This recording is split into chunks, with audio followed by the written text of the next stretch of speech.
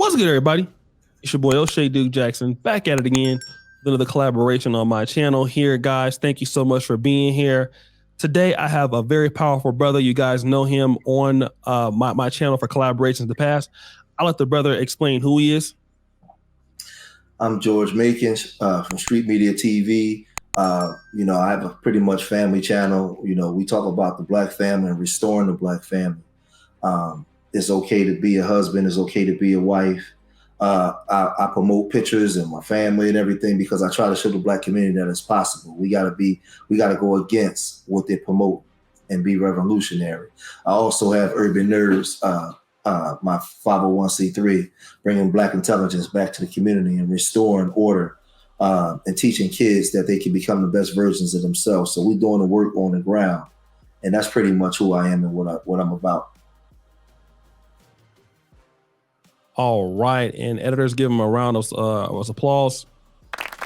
And this morning, I happened to be. I won't even talk about I will tell you the platform. I was on TikTok. I was on a brother's TikTok channel. He had these particular, I will call them womanists or Black feminists.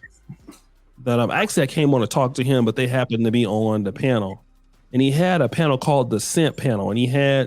The set panel. Some of these. That's what he had. He had like a background, and it was like the Scent Panel. So I was donating. I got on there. I was telling them some of the issues that a lot of Black men had, and then these sisters, instead of really responding to what I was talking about, eventually it became like very personal, interrupting.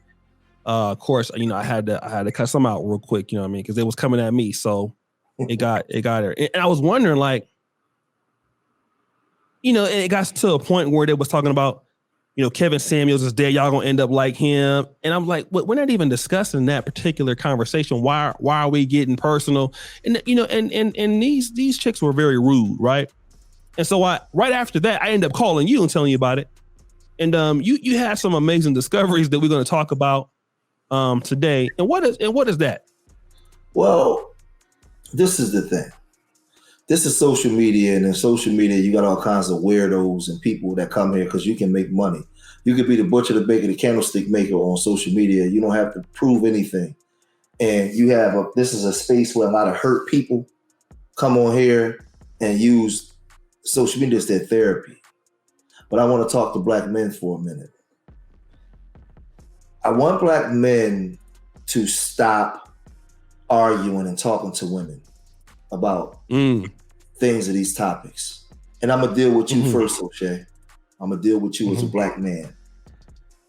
You are a Black man that's in a different tax bracket now. A six-figure earner. You are world travel. You're in your 40s. You have life experiences. We're 7 years apart. I'm older than you.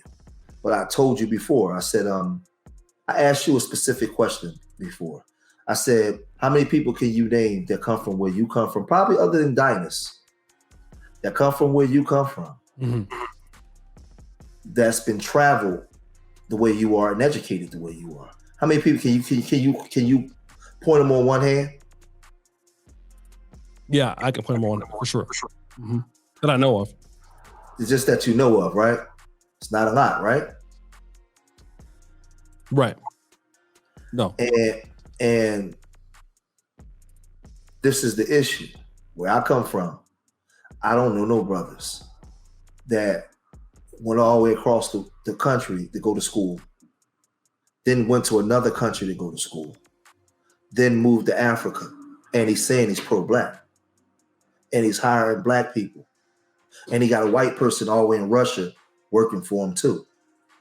And he's a doctor, but he's doing YouTube making hundreds of thousands of dollars. That's a amazing life, man. That's a journey. That's a book. It's a freaking book. I'm from Philadelphia. I don't know nobody. I don't know nobody that has the story.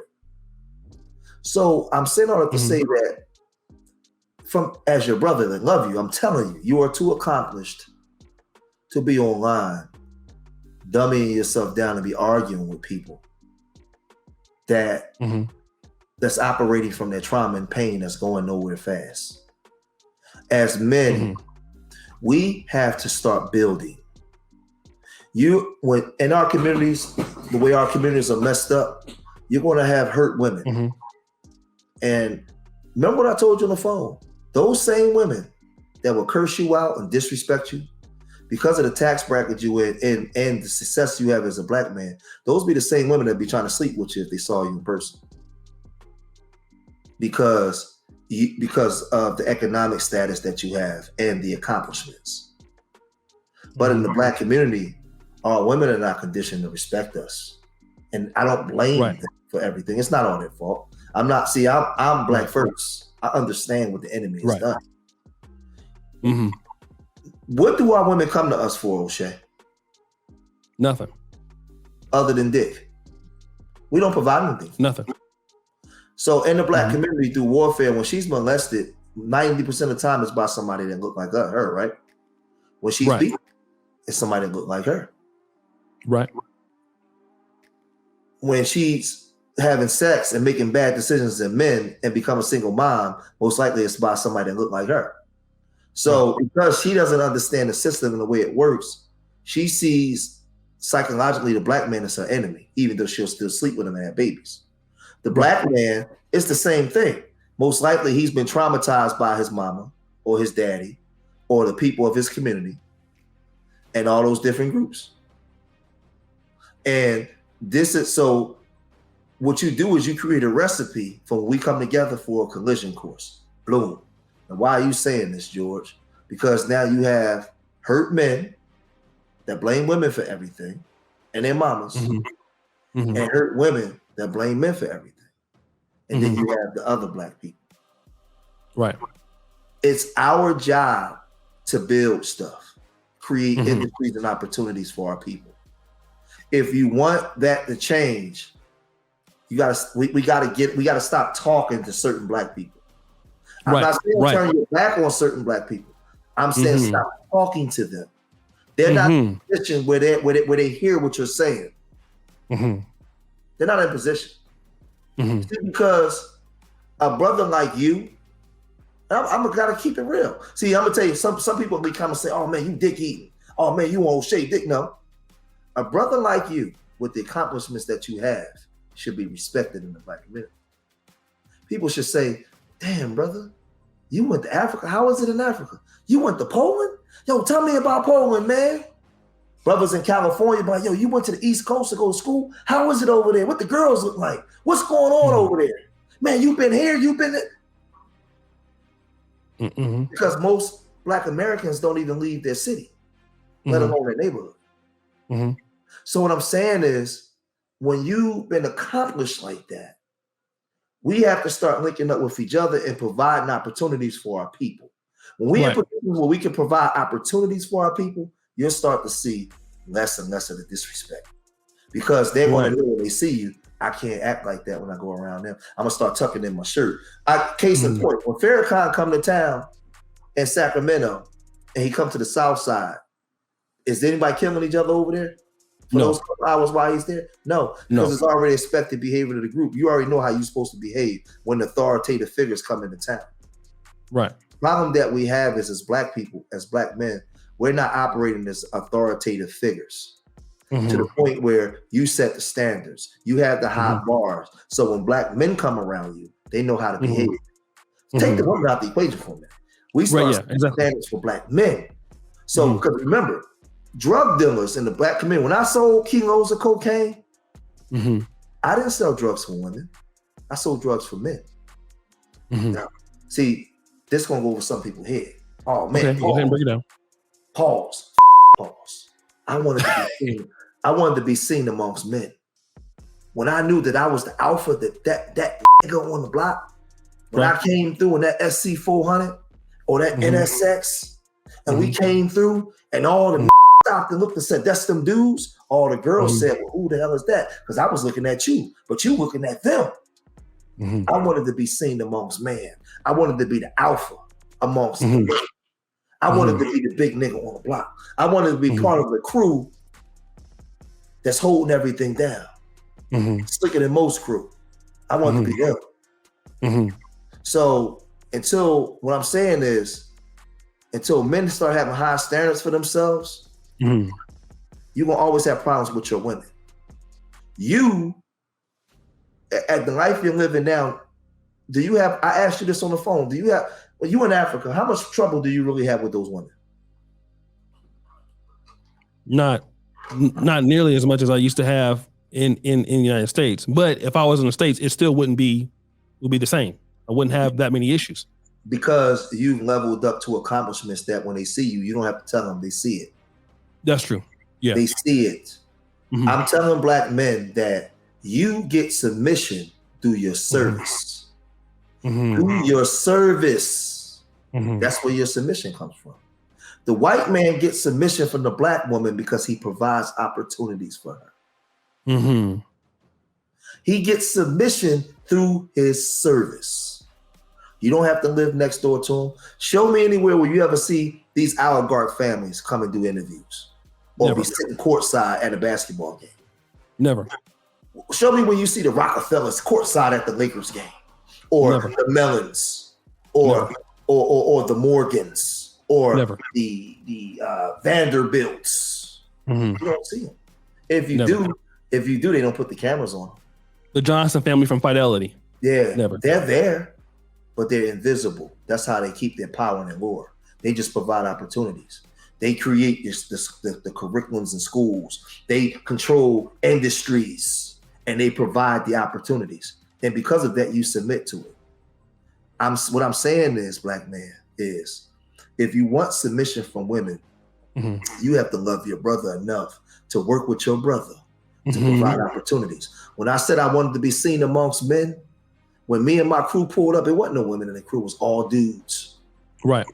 And we all made it was the streets life, but the street mm-hmm. life translates into anything. Yeah, that's true. If one of us had something, we all had it.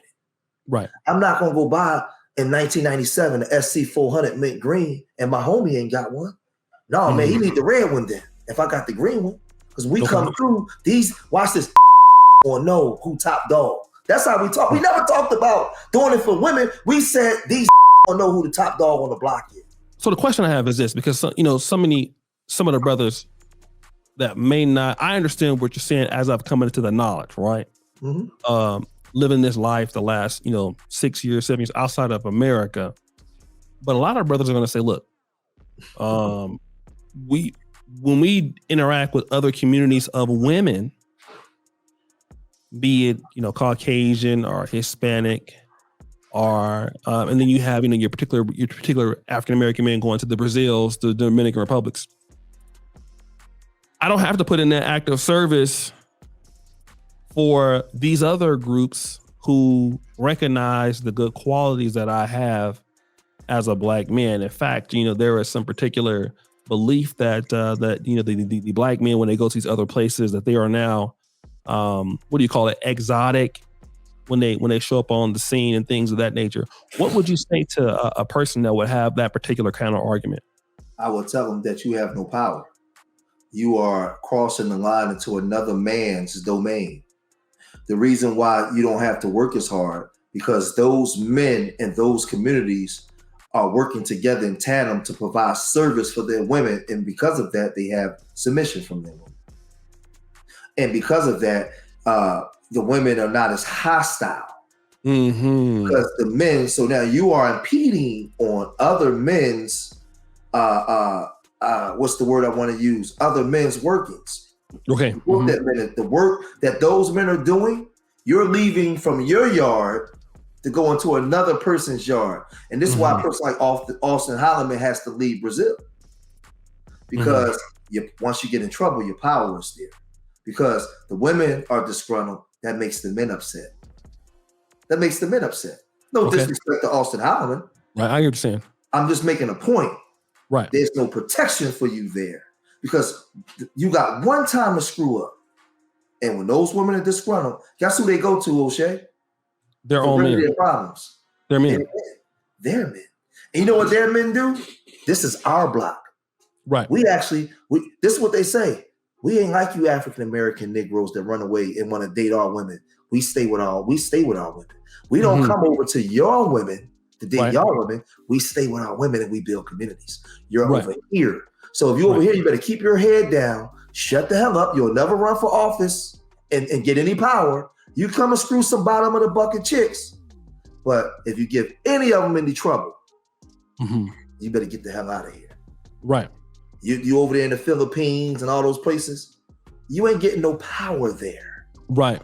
There's no power. There is no window to grow. Okay. But amongst your own people, when you working in tandem with your brother to control industry, and you have the submission of your women, man, the power is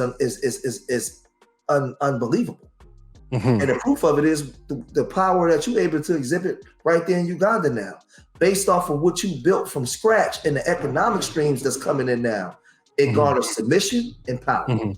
And even though you're not in America, most African Americans, you're in Africa and Uganda where you're still black. So they'll have more patience with you there than if you was in Australia or the Philippines or something.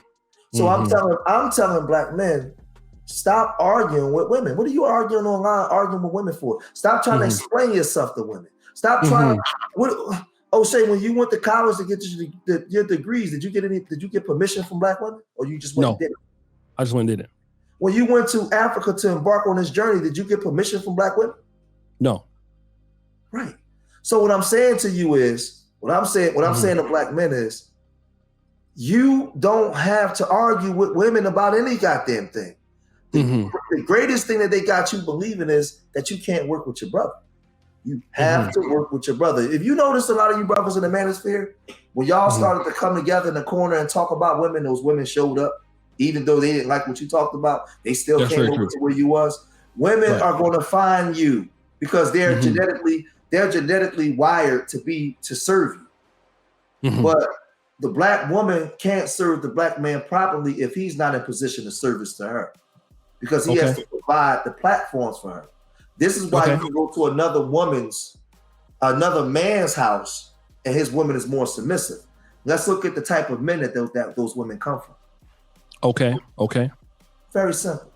Oh, so I go to the Philippines and the women are so submissive, and I go over and the women. Well, let's check the structure. Who's controlling the structure there? Now let's come into our communities. Who's controlling the structure? So I'm saying all that to say, you were online and they were calling you names and they were saying a bunch of mean things and they was being disrespectful about Kevin. And I'm telling black men, so what? So what? Buy up all the properties in the communities that you live in. Work with other black men to co-op and buy the shopping centers and put the doctors that want to start their own practices, put them there. Put the dentist there. Put the insurance guy there. Start controlling the zoning laws and the taxes in that municipality. Watch how the women start walking in the room backwards. That's true for you, because now you're in a position of power and you hold the strings. The problem with let me. Go ahead.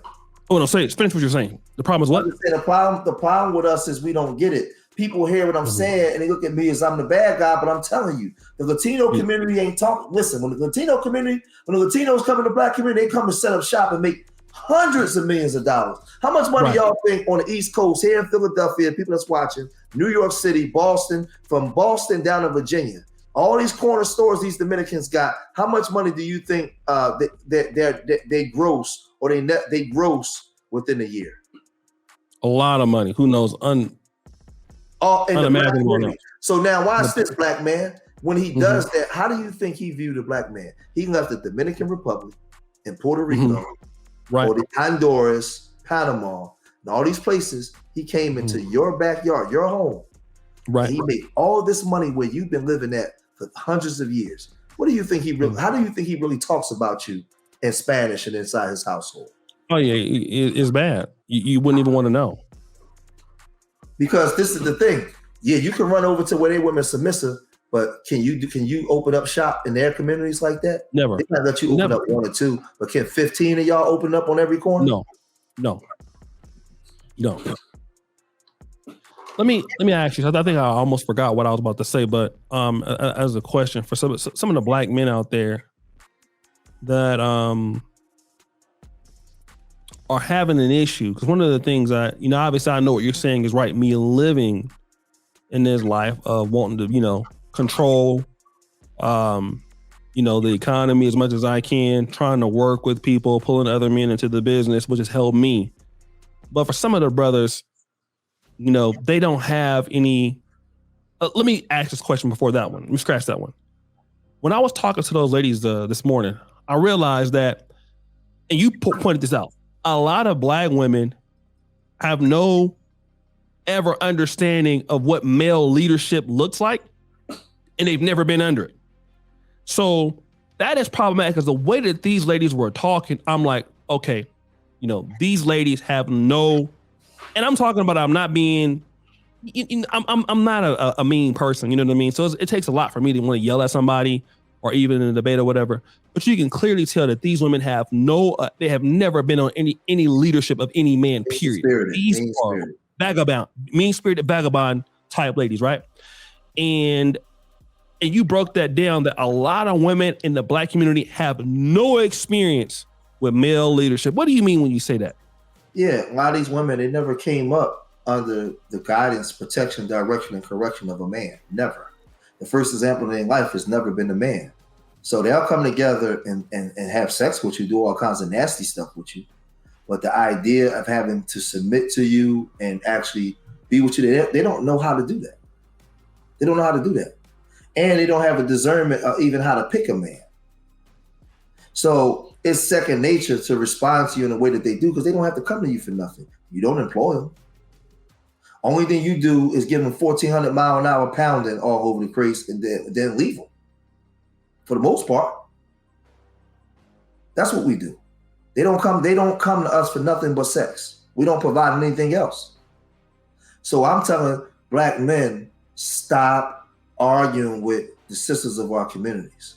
You have to come together. What I do, I level up, got my body right, get my mind right, make sure I'm eating right when I'm putting in my body. I'm approaching 50. Shit is still tight, right? Yeah, get your economics right. Presentation. So when I walk out on the block, they automatically see me. Damn, they see me. Get your economics right. Have your mind right, where you can articulate a sentence. Stand for something. Have high standards for yourself. Stop trying to the woman that you see. Stop being a cockhound.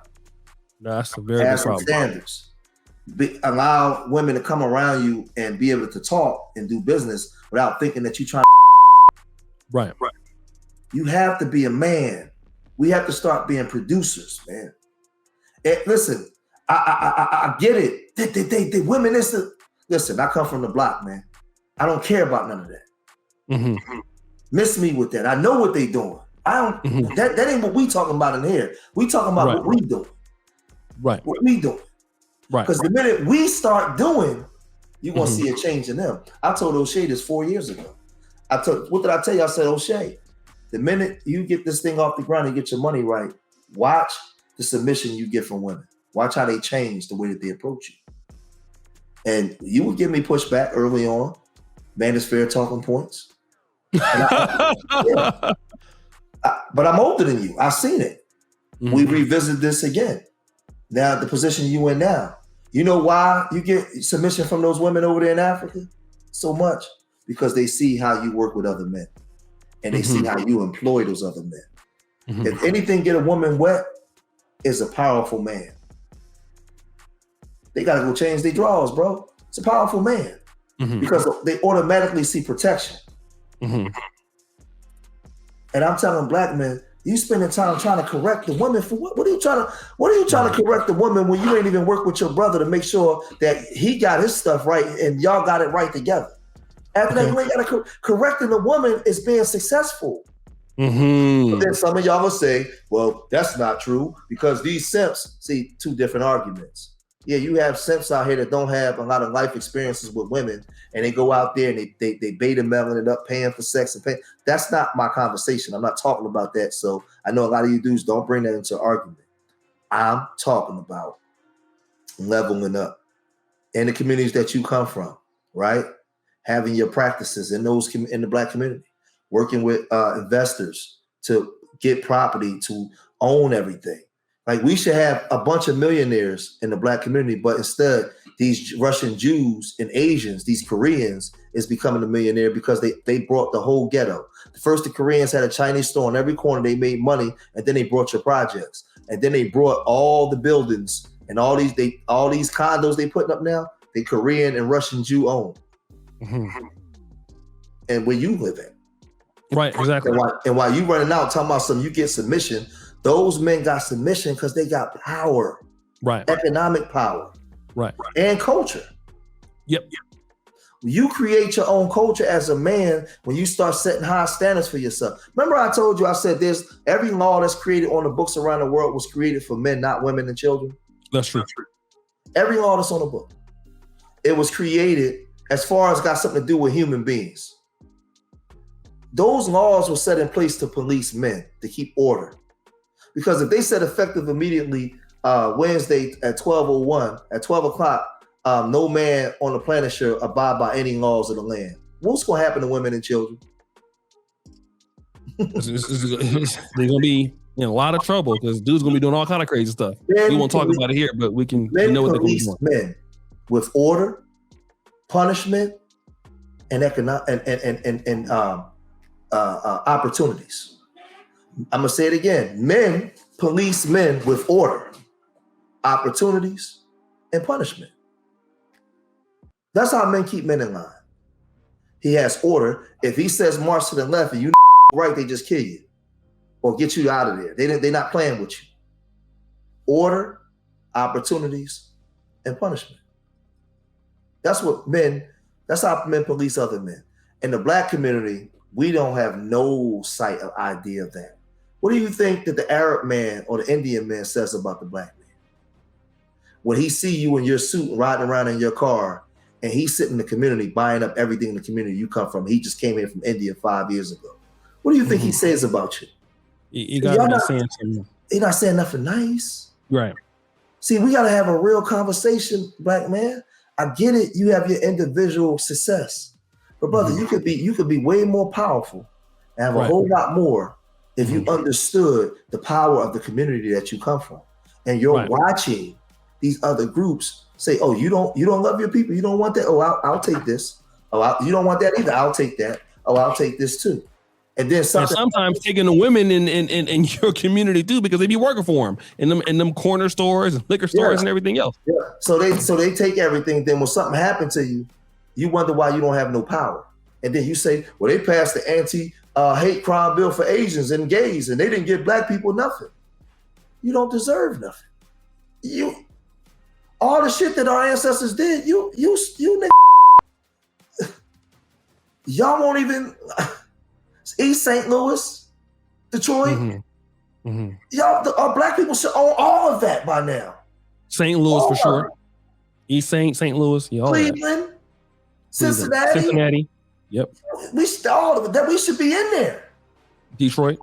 And the reason why we should be in there, because that's how you get equity and political and economic power and respect.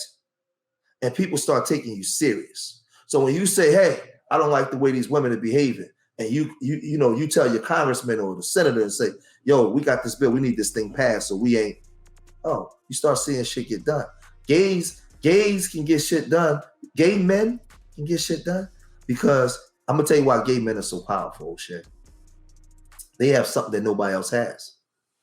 They have a representative from every ethnic group in their group. Arab, white, Asian, everywhere. They're infiltrated within all the groups. And they can camouflage in between all that. And when they got trouble, they have big numbers and a lot of money. Black American men, I'm telling you, stop arguing with these women. You don't have to argue with women. I get it. The manosphere came out and they talked about some of the issues that men had with women. But at some point, you got to start putting in work. You guys got social media. You could be networking all over the country to get shit done. but you don't want to do it because the black man is the biggest hater in America and probably the planet. Say that again. The black man in America is the biggest hater probably on the planet. The biggest hater. Yes. You see how that white girl came in, Miss Pearly Things, how she just split the whole black manosphere apart and had black men going at each other's neck? Because the black man is a hater. He don't love his brother at all. He don't see the relevance in his brother. And I'm gonna take Pookie and Ray Ray out the equation for me. I'm talking about the non-Pookie and Ray Ray black man. That's true. He's a hater. I used to didn't believe that, but when she broke it down, I definitely now the black men in the corporate structure are just as bad. He's a hater. You know, there's a lot of hatred going on with black men. He's a backbiter. He's selfish. He's pro-individual. He's not going to work with his own brother. You mean to tell me that we can't get black real estate investors to buy up some of these shopping centers, and doctors that want to have their own practice can put something there? The black dentist can go here. We're capable of doing this. I mean, we're not born with one less chromosome. White folks do it in their communities that you want to move out to. White folks do it. So white folks do it. Mexicans is doing it. Why can't you do it? Oh man, I ain't working with these.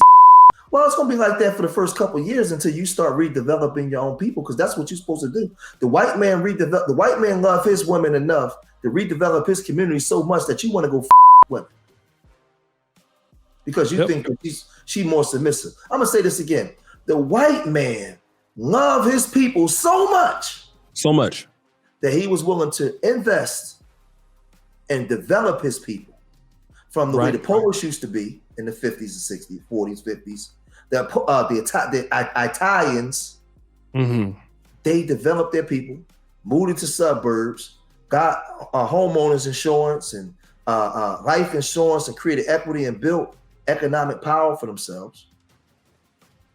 So much that you want to go now, based off of something that those group of men did for their people.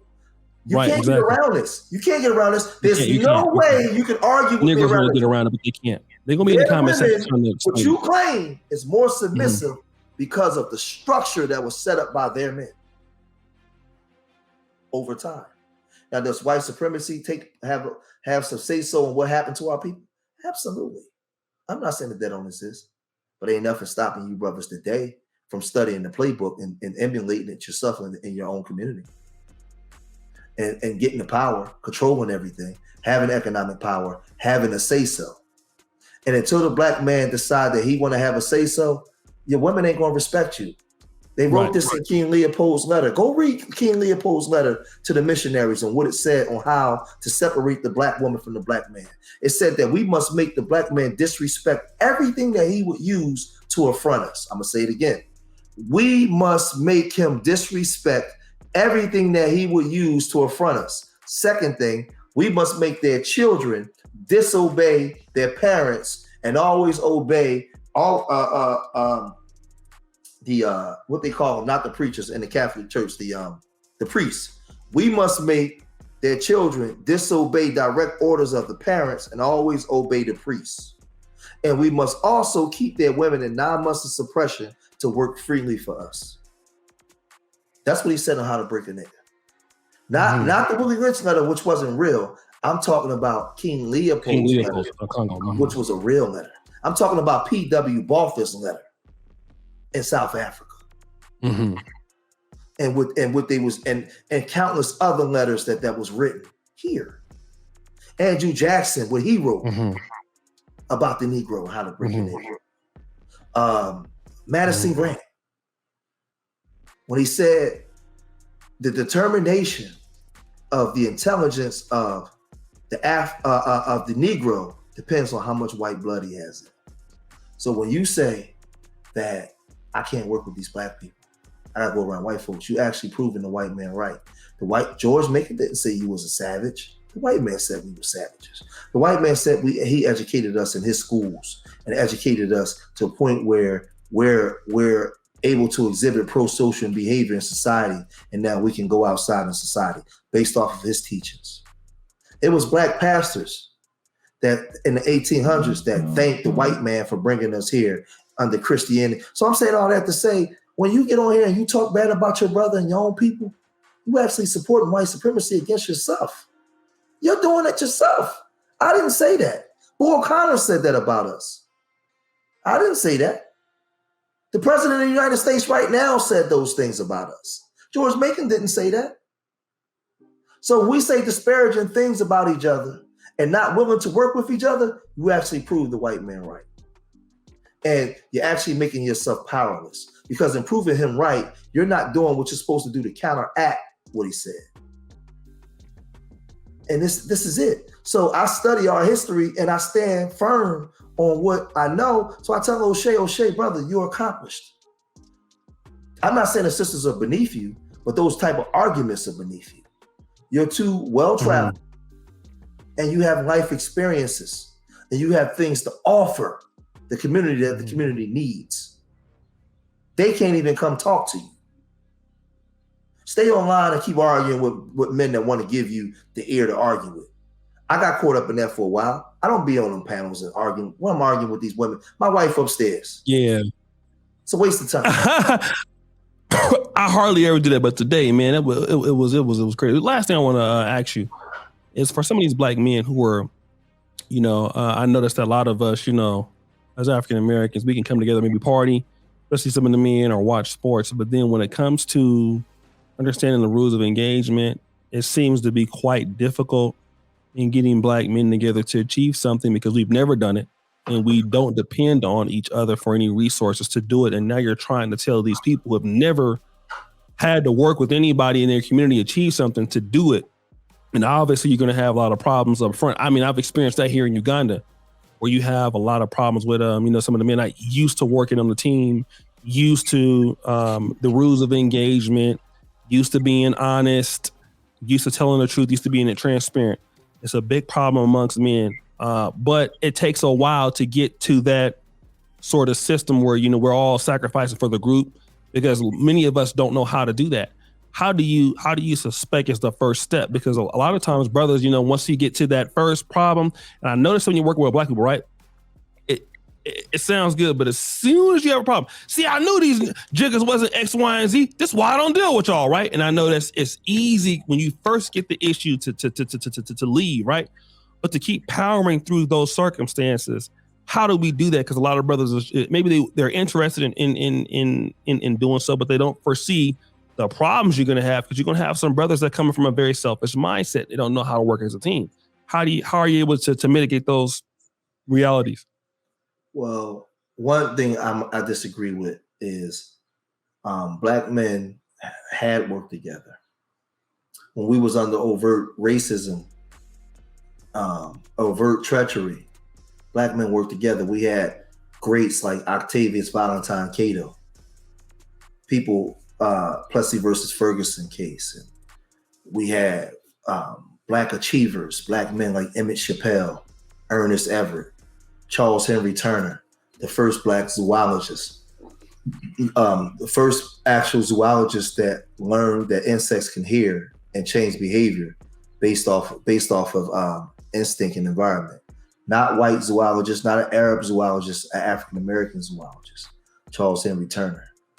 We have great, powerful men that work tirelessly, work their ass off, that died for us to get in positions to go to Princeton, to be able to go to Harvard, to be able to go to Colgate, Bucknell, Stanford, all these schools, Syracuse, all these schools that would never allow blacks. It was black men in their diligent fight to be accepted. It was black men that created the middle class for blacks in this country. It was black men that stood on the front line and fought with rifles, infantry units in 1919 in the Bloody Summer. And also in the 60s when we had the other Bloody Summer, it was black men that fought on the front line. It was a black man that coined the term Black Power. It was a black man that was shot in his neck and murdered in 1968 on the balcony. I can go on and on and on. These were black men that worked together in tandem in unison. There was a black man that died in 1915 that created the economic blueprint that all the other groups followed, and that was Booker T. Washington. There's another black man that was the start of the civil rights movement that went to Harvard, that lived here in 1906 with Henry Minton and Du Bois. So you had plenty of black men. There's another black man that had the greatest movement and the largest movement of blacks in Garvey. Then you had Elijah Muhammad, the Deacons of Defense. You had black men that was on a line that pushed us as far as we've gotten today. They've told the line, they've held the line. The Little Rock 9, the Little Rock 6. I mean, so many massacres where black men have died and fought, shot shotguns and rifles at white men. So that way the women and children can have opportunities. Nobody can tell me I'm wrong. It's white men fight and struggle is the reason why you can even have that white woman. Because they fought for us to be human, for us to have the opportunities. And in today's time, we're so free. We just become the greatest haters. Just imagine, O'Shea, if our grandfathers and great-grandfathers treated each other the way we treat each other. Imagine what we would have today. We wouldn't have nothing. We wouldn't have nothing. I'm going to say this to you. I'm going to say it loud. Imagine if our grandfathers and great-grandfathers treated each other the way we treat each other as black men today. You wouldn't have that white woman. You wouldn't be in school. You wouldn't be a senator. You wouldn't be in Congress. You wouldn't be nowhere because they wouldn't have been toting the line. They would have been hating on each other. They would have been backbiting each other. Even though some of the groups didn't get along, they understood who the common enemy was, and they still fought. And they still fought together. The Black Power organization, those young people, they love Dr. King. Go read this, go watch the speech. Listen to the speech that Stokely Carmichael made the day after Dr. King was murdered.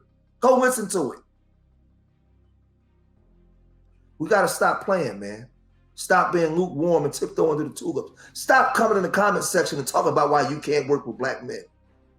You are a disgrace and a disrespect to your grandparents, especially your grandfather. All the bullshit that he had to put up with way before you was born, when he was getting up and putting up with that shit with the white man and being laid off and not getting fair opportunities, he was thinking about you before you was born. He was doing it for you because they thought futuristic. While they was under overt oppression, they thought futuristic. You think now. An opportunity for yourself. Our great-grandfathers and grandfathers thought about us. And we got the audacity to come in these spaces and say, I can't work with you. Yes, you can. You'd be surprised what you can do with these niggas. Especially when we start setting the standards and the way we should behave with each other. You'd be surprised what you can do. If they can do it. Well, brother, you have built it up. Tell them about your YouTube channel, brother. My YouTube channel, Street Media TV. They got me shadow banned over there, so I need you guys to go over there, man, and support Street Media TV. You also can support my Urban Nerds Worldwide channel. We got some big things coming up. We working on taking a group of kids to Africa and also France and the UK. We got a coding camp coming. We got the Dreams Different tours and activities where we take the kids to the museums and science fairs. We'll be in New York June 10th. We got the Urban Nerds Crime Prevention Initiative, where we bring in the military, the Navy, and the Marines, and we get 40 kids. We get about 40 to 25 to 40 kids in the room, 17 to 25. And the military come and do presentations for them to come into the military. And we also got we also work with adjudicated youth when they're coming out of juvenile facilities about to turn 18. We want to get them. We're working to get them into apprenticeship programs. So we got the military apprenticeship programs, international tours, and domestic. So we're just working on changing the mindsets of young black men and young black girls, changing them from real niggas and bad bitches to becoming the best versions of themselves, because none of them was born a nigga or bad. That wasn't what your grandfathers and grandmothers was marching, getting dogs sicked on them, getting dogs biting the breast and biting black men, and billy clubs beat over top of their heads just for you to have opportunities to be a goddamn bad. So Urban Nerves is here in full effect in honor of my grandfather, both of my grandfathers, and the ones before them, to bring the best out of these young children and make them become the best versions of themselves. All right, well, brothers, thank you so much for tuning in. Shout out to Brother Street Media TV. I'll put his YouTube channel and his the Urban Nerds Foundation in the beginning of the comment section, guys. And support Urban Nerds. You can donate too through the website, www.urbannerdsworldwide. You can donate through Venmo or PayPal. You guys can donate there, or you can go to our GoFundMe, the Urban Nerds Worldwide Foundation Fund Me. You can go donate through there. Okay, so I'll put all the information there, guys. The first come to the top, we're out.